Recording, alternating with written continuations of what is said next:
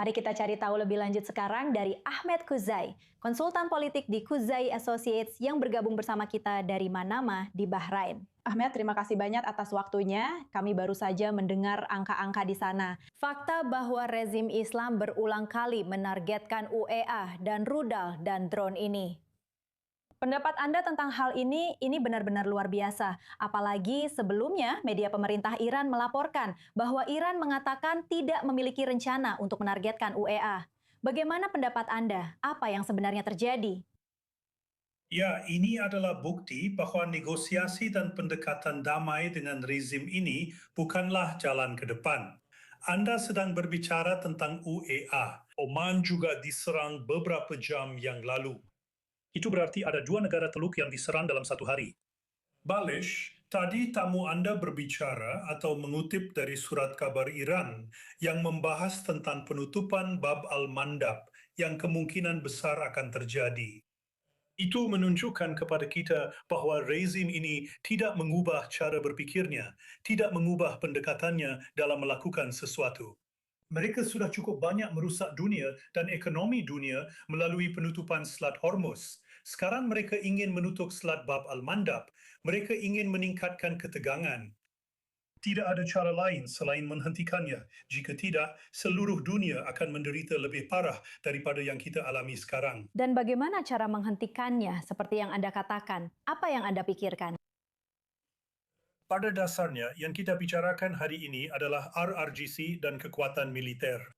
Begitu kita menghentikan mereka, itu berarti kita menghabiskan persediaan persenjataan mereka. Kita melemahkan posisi mereka dalam mengendalikan proksi dan wilayah. Itu bukan tugas yang mudah. Namun, dari apa yang terjadi sejak Februari hingga hari ini, tampaknya tidak akan ada deeskalasi yang bisa terjadi. Karena satu-satunya hal yang mereka lakukan adalah meningkatkan perang, meningkatkan pada dasarnya pembunuhan terhadap rakyat mereka sendiri, bukan hanya rakyat di wilayah tersebut. Rakyat mereka sendiri adalah yang pertama menderita akibat mereka sebelum siapapun yang lain. Kami juga baru saja mendengar bahwa UEA akan memperkenalkan pembelajaran jarak jauh, pembelajaran dari rumah hingga hari Jumat, sesuatu yang sudah sangat akrab bagi keluarga-keluarga Israel. Hal ini juga sering terjadi selama lockdown maupun masa perang. Tapi bisakah Anda ceritakan kepada kami bagaimana perasaan ketika mendengar langkah-langkah seperti ini? Tingkat kemarahan, frustrasi, dan penghinaan yang dirasakan. Bagaimana perasaan Anda di negara-negara teluk saat ini ketika Iran terus menargetkan Uni Emirat Arab, Oman seperti yang Anda katakan, dan juga negara-negara lain? Apa yang bisa Anda ceritakan kepada kami?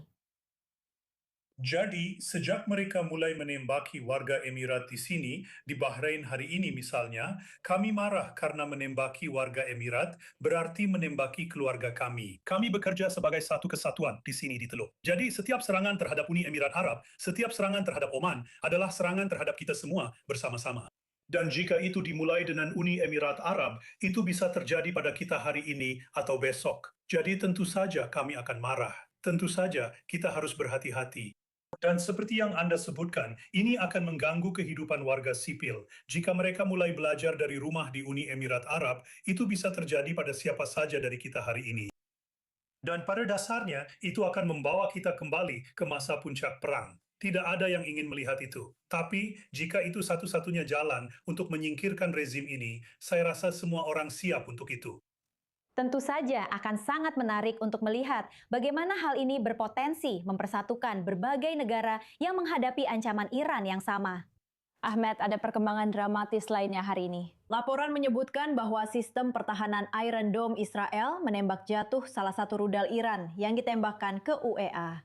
Tentu saja ini menunjukkan bahwa pasukan IDF membantu sekutu Israel di Teluk. Jelas, ini masih berupa laporan pada tahap ini. Tapi bagaimana pendapat Anda tentang perkembangan seperti itu? Bahrain dan Israel juga merupakan sekutu dalam hal normalisasi berkat kesepakatan Abraham, seperti halnya antara UEA dan Israel. Apa pendapat Anda tentang potensi kerjasama pertahanan ini saat ini? Semua yang baru saja Anda sebutkan pada dasarnya menunjukkan bahwa ada aliansi baru yang sedang dibentuk di kawasan ini. Saya pikir setelah perang ini berakhir, segalanya akan berubah. Terutama apa yang telah kita lihat akhir-akhir ini tentang bagaimana Liga Arab bersikap dalam perang ini, terutama ketika menyangkut negara-negara Teluk. Pendukung terbesar Liga Arab dan pendukung terbesar semua negara Arab dan Islam. Saya pikir semua hal ini akan dipertimbangkan dalam perhitungan ulang, penyesuaian ulang, dan reposisi cara negara-negara Teluk memandang diri mereka sendiri. Dari sana saya pikir akan ada perkembangan yang lebih besar, terutama terkait dengan kesepakatan Abraham dan penyesuaian ulang yang berkaitan dengan Israel dan Timur Tengah. Itu akan sangat menarik untuk disaksikan. Dan ini juga berkaitan dengan pertanyaan tentang semua laporan selama perang di balik layar, bahwa ada banyak negara Teluk yang sebenarnya secara pribadi meminta agar Presiden AS terus melanjutkan atau agar Israel dan Amerika Serikat memastikan bahwa mereka menyelesaikan tugasnya. Kutip, tutup kutip. Apa pendapat Anda saat ini mengingat apa yang baru saja terjadi dalam beberapa jam terakhir terhadap Uni Emirat Arab dan Oman? Menurut Anda, di balik layar ada dorongan bagi Amerika Serikat dan mungkin juga Israel untuk menyelesaikan tugas yang mereka mulai pada akhir Februari. Kami sudah mendengar berita-berita ini dan kabarnya bocoran dari para pemimpin Teluk sejak perang dimulai. Tidak ada yang telah dikonfirmasi, tapi dari sudut pandang pribadi, apa yang terjadi hari ini menunjukkan kepada kita persis apa yang terjadi jika kita membiarkan urusan dengan Iran tidak tuntas. Jika kita membiarkan Iran seperti sekarang, bisakah Anda bayangkan bagaimana ketika Amerika Serikat menarik pasukan dan kembali ke Amerika Serikat? Bagaimana kita akan dibiarkan sendirian menghadapi Iran di kawasan ini? Mereka tidak akan pernah membiarkan kita sendirian. Dan pada dasarnya, mereka akan memperburuk keadaan seperti yang telah kita lihat terjadi dengan Hizbullah di Lebanon melawan Israel, kelompok proksi lainnya di Irak, di Yaman, dan juga di negara-negara lain. Kita sudah mendengar semua berita tentang proksi, tentang sel tidur Iran yang bertindak atas nama mereka di negara-negara Teluk antara Uni Emirat Arab, Bahrain, Qatar, Kuwait, dan Saudi. Ini hanya memberitahu kita satu hal, membiarkan Iran dengan sedikit kekuatan saja, itu akan memberi mereka waktu dan memungkinkan mereka untuk membangun kembali dan menyesuaikan diri untuk menyerang kita lagi. Jadi, mengapa membiarkannya begitu saja? Selesaikan pekerjaannya, lalu kita bisa membicarakan hal lain. Ahmed Kuzai, langsung dari Bahrain. Kami selalu menghargai waktumu. Terima kasih banyak telah bersama kami di edisi Berita Terkini ini.